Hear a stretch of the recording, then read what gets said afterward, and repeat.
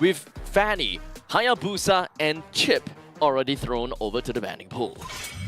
Well, do they get the Hellcat? No, not this time, baby. No. Not gonna make that mistake again. again. Hellcat is just the ultimate form of disruption. Compared to other potential assassin roamers, Hellcat just brings something else to the table because not only does he have his own built-in sustainability, no matter how late the game goes, to the point where even if he doesn't do any damage anymore, Dark Knight Force is just such an effective way of messing up your opponent's game plan. But let's remember, always banning out a Hellcat here, that means that we are always leaking out that one hero into the pool. I think they have to pretty much stick to their drafts and what they want to play in terms of comfort pickups, right? Like RSGPH, they understood that we're gonna deny away global presence. We want to play around this Lo Yi. In this case, Lo Yi was a big winning factor from the side of RSGPH. But this time, based on this draft patterns coming from both sides, it seems to be a replication of how Game 2's bans happened. But the only difference is that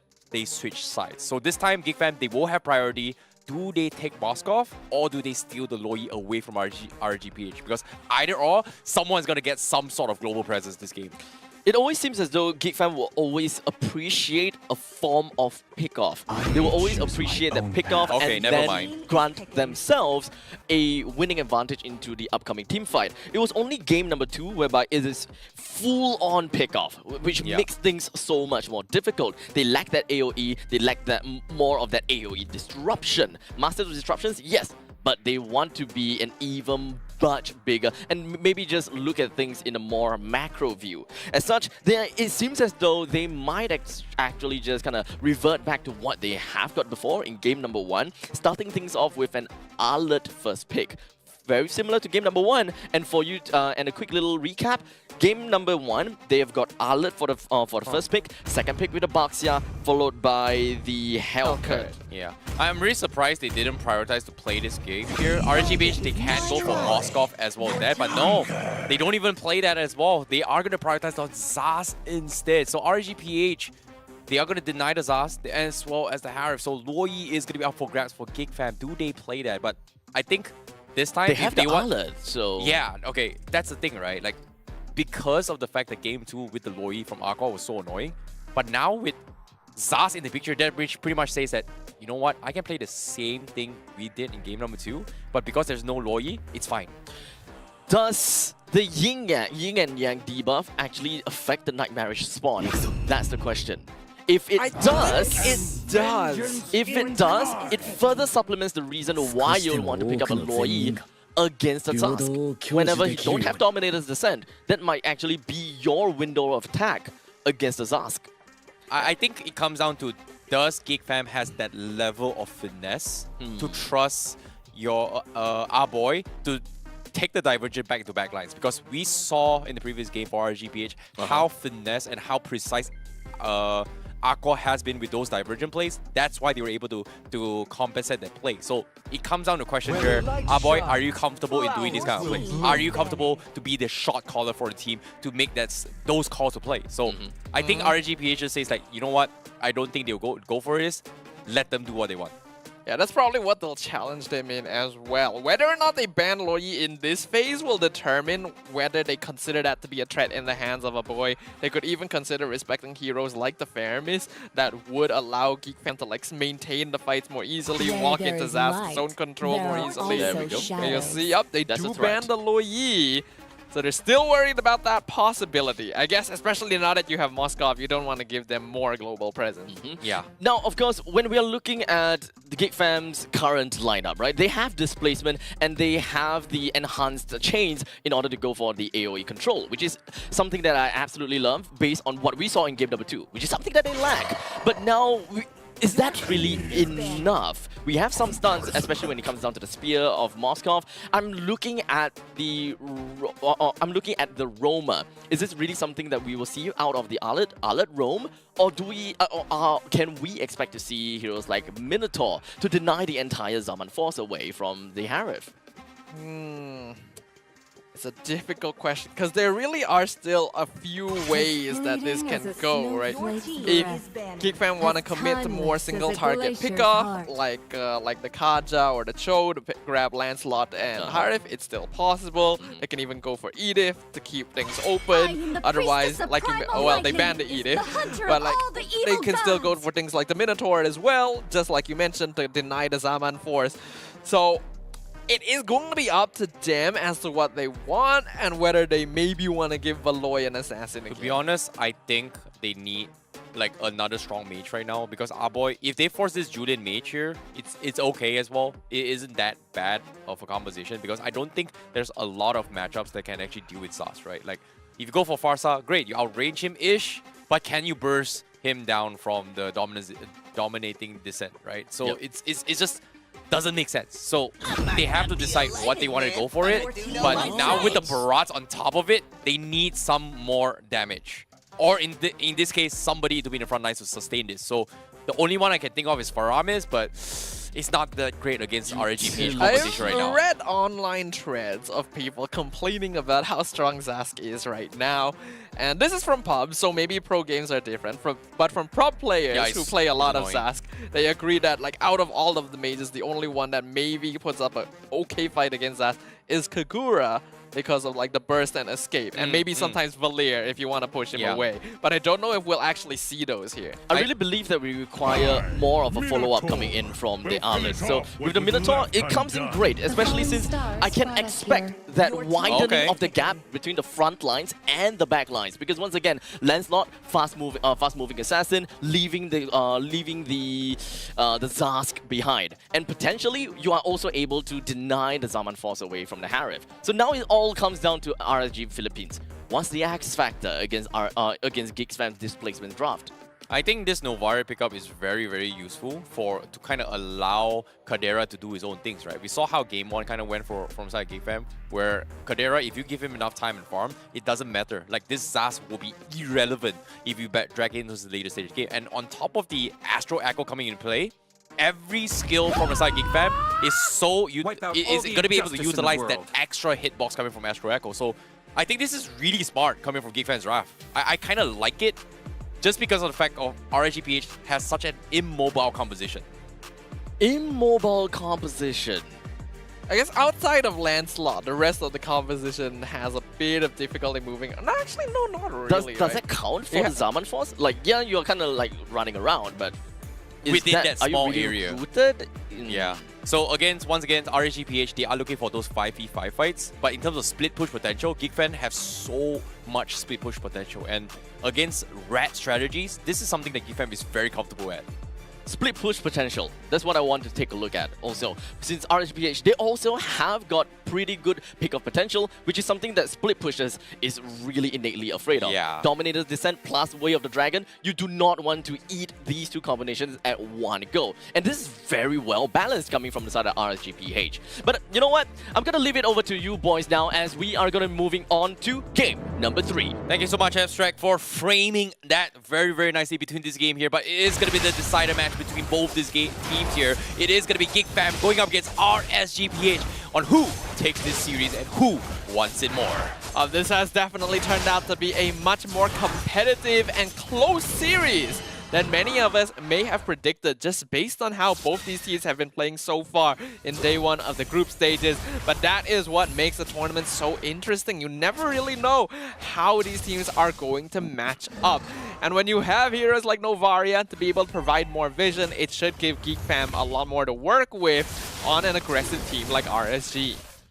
Well, speaking of the fights here, interesting enough, okay, Kadera's got Purify, so that means Light is not going to have a very, very good time. Nibor as well, if he doesn't time those Daytona's welcome nicely, he is going to get caught out. So Kadera is going to be pretty okay, as long as he, gets safe farm, and hope that the rest of the teammates coming from Geek Fam is going to be able to buy time across the map. They're going to be good, but the question here is, will Beloyski be able to do that this time? Because 3 different games, 3 different heroes he has played so far. The thing for Geek Fam this game is that they don't really need to force anything too much early on. They can look for pickoffs with Vincent, but they are mainly actually playing for late game because both Kadera and the boys scale very well once you get into the later stages. So it's going to be up to RG's Philippines to try and get his Oh no, Nibor taking a little bit too much damage right there, but he is going to be a Barat here, so knowing Barat, he does have that early power spike advantage, but with this health this low, this first turtle might not be favorable for RSGPH right now. Yeah, I like the rotation to EXP to try and prevent the Barats from hitting level 4, because they know the Tunas is going to be the main issue. Oh, he took too much damage here. What a shot from our boy. He shot him blind, saw the health, and immediately they take him down. Big catch coming from GEEK Fam. And now Light, he is going to try to buy a little bit more time, but he does not have the Way of the Dragon. So this turtle is going to be in the hands of GEEK Fam as of yet. A very easy first turtle here. RSG going to make the wise choice of not contesting it since they don't have the Tunas welcome to play with. And because of that... Oh wait, top side, Kadera, he hit the spear. He is going to catch Kusei all by himself. 2 kills in the hands of GEEK Fam. What a shot from Kadera. What happened to GEEK Fam? What happened? We have to mention this is a major switch up from what we've seen so far because in both games 1 and 2, RSG have been the team ahead in the early stages. And now Kadera he is going to be punished for this over-aggression here. Like with the kick coming in to try and finish off Boloyski. He's going to buy a little bit more time. Forces a flicker. He sidesteps Irad, but it doesn't matter. Irad will be able to bounce back. We double Q here. Caster's Curse, my friend, Staffa. Yeah, Caster's literally curse, talking bro. about it. Like, oh wow, GEEK Fam winning early game for once. Nope, RSG Nope. just comes back and brother. says, nah, early game is our game. This is our phase. We're not going to give it to them. Oh boy, this is not looking good. This is okay. I would say it's still a 50-50 coin flip here. They're both teams still has a big win, but Irad has really stepped up in this game in particular. He's doing some serious work here to try and slow down the tempo that GEEK Fam wants to play, which is the mid to late game, and that's something that I think GEEK Fam has been playing from behind for the longest of time so far. Now, the thing is, Lancelot is not really a meta assassin compared to a lot of other options, but Irad is playing so well that he's making it seem like it is. Having 2 kills already is going to be massive for him to get that lead against Vincent, which we all know usually Julian is one of the most early game-centric assassins. So being able to come out on top there, it's going to be very nice for him. Well, speaking of a setup here, RSGPH as of now, they will get scouted by the scouting shot from our boy, so that is gonna make a little bit space. But RSGPH, they just don't want to take the risk, knowing the information they have. Turtle gonna be the priority. As GEEK Fam, they are gonna be looking for the jump, but how can they start right here? Well, they do start by switching Kadera down into the EXP lane, making sure he's far away from the turtle fight, so he won't be at any risk. He can rejoin at any time if he lands the Spear of Destruction, so I think this is a good move. But RSG can take advantage of this man advantage. Well, Astro Echo comes in, sees the information. Daytona's welcome, catches on 1, but Irad still secures the turtle. But the rest of GEEK Fam, they are gonna lose members out of this here. They need to get out. Irad looking for a little bit more, but here comes the spear. Does he commit to this fight? As you can see, Kadera with that spear is able to create pressure, but guess what? He's not joining the fight.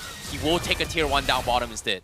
Yeah, I personally feel like Kadera could have actually taken that because there were multiple low health members, but I think he didn't want to take that risk, and he does get a free tier 1 down bottom. So knowing that he is going to be GEEK Fam's major late game win condition, he wants to make sure he doesn't give away any free kills when RSG is already the ones dictating the pace. Oof. This is a very, very intense match between both these teams here, but you can see Gops now in a little bit of trouble here. What a kick from Light here. He's going to be a little bit of trouble. Will he be able to get out here? He's trying to sustain his way through, but he's buying time for his team. The rest of GEEK Fam are here, but they just don't want to commit. The Julian, Vincent, nowhere to be found in the top side. He's farming across the other side of the map, and it's just, they have to cut their losses right there and then. This is still fine for GEEK Fam. Like we mentioned, both Moskov and Novaria scale up very well into the late stages, so it is somewhat expected for them to be behind towards the mid-game phase.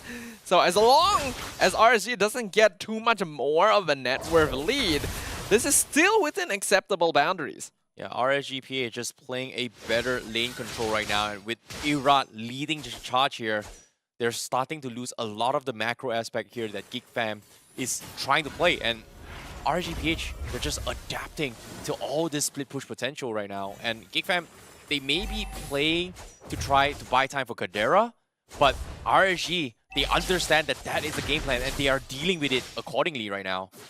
Will they be able? Ooh, Oh, nice dodge there as well. from Irad. Beautiful stuff. Irad showing us that he still has plenty of the mechanics to be able to play these high mechanic assassins. Turtle gonna be contested once again.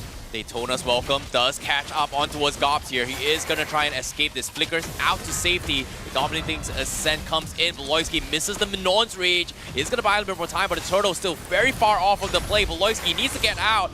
Irad secures the Turtle, and now they've got the movements buff, and they are going to chase down the rest of GEEK Fam. And Nibor flickers forward, finds one, and that's going to be a triple kill for Nibor from RSGPH. Honestly, this is the kind of gameplay we needed to see from RSGPH in game number 1. If they took things slow like they were now, baited out resources, I feel like this could have been a 2-0 for them, but hey, better late than never. You could see how they are just waiting and baiting out resources from GEEK Fam. Oh, wow. ho, ho, ho, ho. Irad looking really good. Oh, the spear doesn't connect. Oh, that would have been a highlight moment for Kadera, but at the same time, RSGPH, they're not making the same mistakes they've made so far. And they're not giving the inch that GEEK Fam is looking for right here, right now, as they have to play this very, very carefully right now. Looking at the itemization as well, nothing too out of the ordinary just yet here. So I do imagine that Antique Cuirass first item from Light is gonna do a lot to limit what Kaderak and Gobs can do, which is gonna be quite detrimental. GEEK Fam are relying on them somewhat to actually dish out this consistent DPS. Well, speaking of consistent plays here, concealed play has happened as well. Light looking for the setup on the kick, but who does he want to find? Because Vincent has been farming. Kadera has been farming. They are still waiting for those power spikes here, and so far, it is going to be a very long time. They need to drag this out for at least 2 to 3 more minutes, but RGPH, they're just playing to their objectives here. Secure the Lord, that's it. I think that's going to be the game plan now for RGPH. I mentioned earlier, GEEK Fam, as long as they make sure that net worth lead doesn't go beyond a certain amount, they're still in an okay state even if they're behind. RSG now are 3k ahead, which is definitely leaning a bit out of that safe boundary for them. Gonna make it a bit more difficult for GEEK Fam to attempt to catch up even with their late game heroes, and that's going to be a good sign for RSG as well. If they can continue expanding this lead, then this game is as good as theirs. Yep, Lord will be secured from the side of RSGPH, but GEEK Fam, they are going to try to extend this fight. Here comes the spear, and they are going to be looking to punish Nibor, and yes, they call in the cavalry. Kadera is going to be mowing him down, and guess what? They find another, and in one fell swoop, they find 3 double kill for Gobs, and now the pause has been called.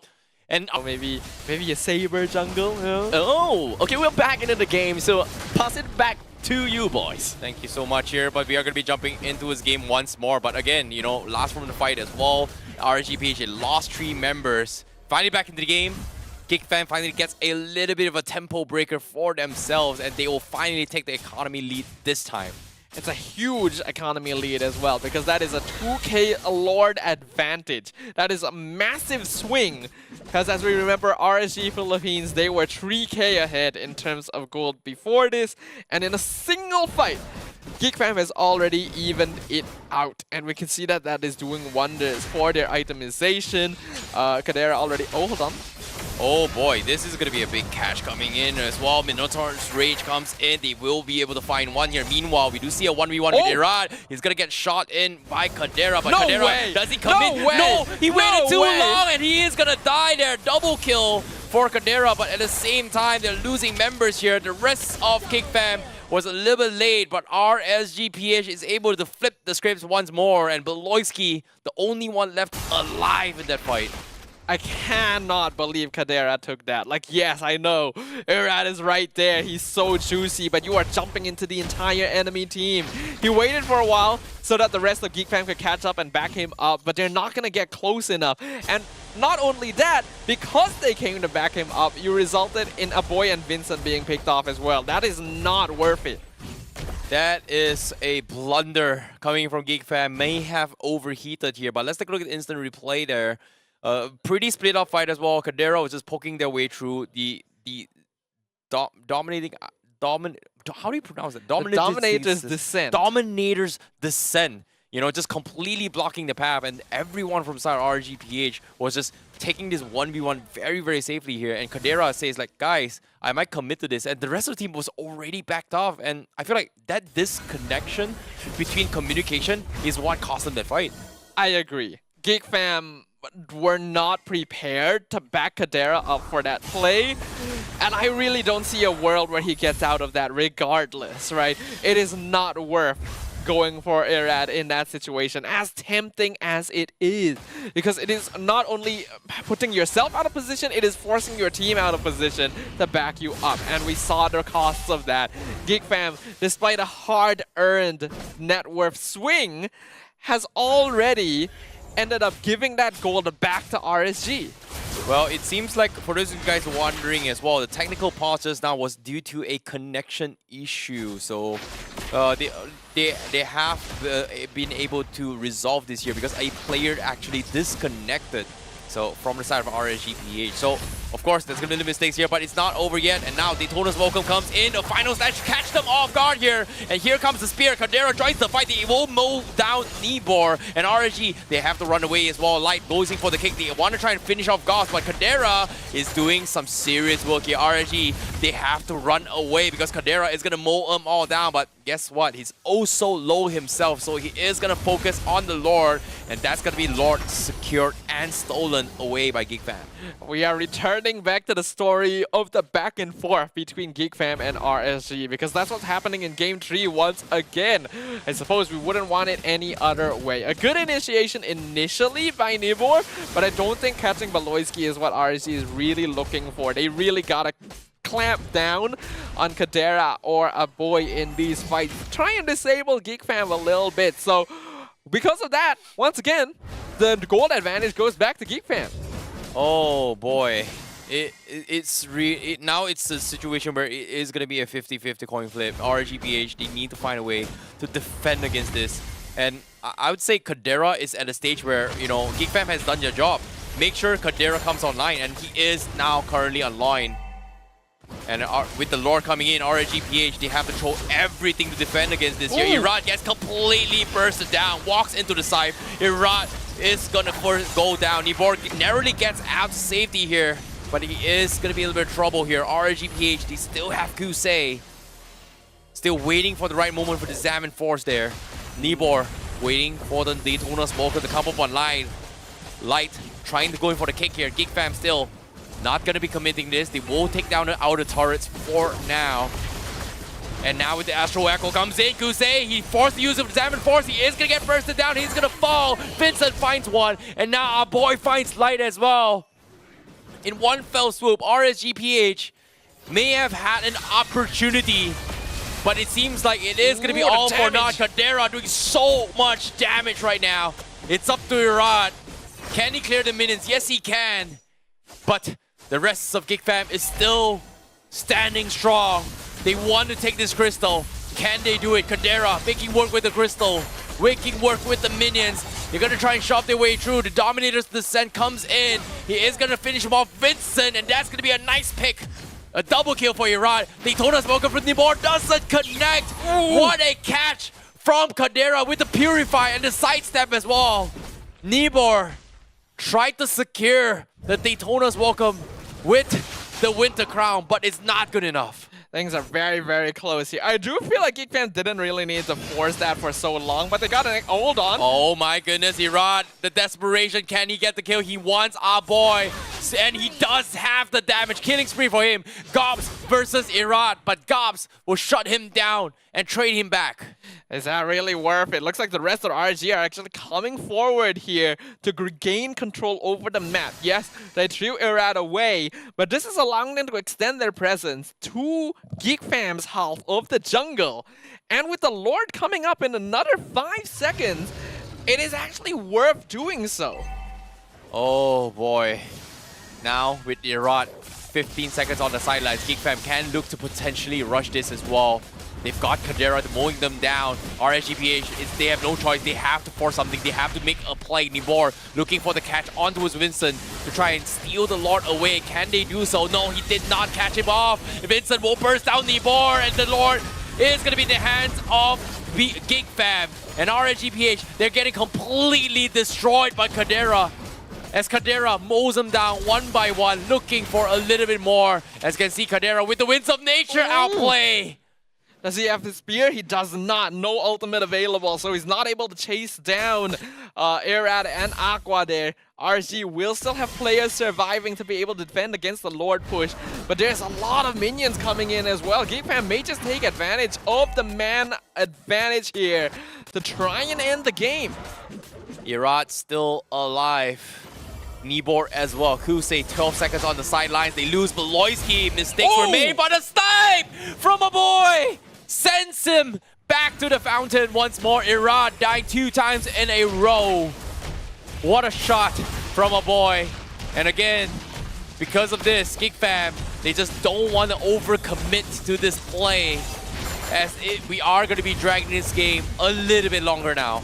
Unfortunately, with Beloyski down, Kadera and Aboy themselves are not going to be able to push into the base with the Lord, which means that RSG can clear it up with no problem, and we may be forced to wait another 100 seconds for the next Lord to come up. RSG, do they want to risk contesting it or look for a pickoff before then? Oh, what a back and throw from both of these teams. Wanting the point, wanting the series. They cannot afford to lose this series. Both teams pouring their hearts and souls for this match. And now Nibor taking so much damage, and with all the minions shoved into the place of RSGPH, they just cannot push out safely, as the minions slowly but surely getting stronger by the second, stronger by the minute. And we can see at this stage of the game that the heroes on RSG Philippines side are really starting to drop off in effectiveness. Like Nibor and Irad are really not survivable enough because Aboy and Kadera just do so much burst now that they are maxed out on items. Oh, the purple buff in the hands of Irad. They have to fight for every single objective here, the pixels. And again, as the game goes by, even the neutral objectives are so very difficult to clear off. 30 seconds until the next Lord. He's gonna be able to scout out GEEK fam here, chase them out of the jungle. So Irad has some stuff to work with. But we can see that GEEK fam are cleverly positioning themselves to make sure that they are the ones in control of the half of the map where the Lord is going to be spawning. RSG looking to maybe set up a push on the opposite side to troll someone away. But I don't think it's going to be enough. Now, with the Lord evolved once more, it is going to be a very crucial one here. All GEEK fam needs to do, just play it patient here. We've got one immortality up on Beloyski, but that's it. Compared to get RSGPH, they've got to. Light still hasn't been able to find those kicks and angles yet.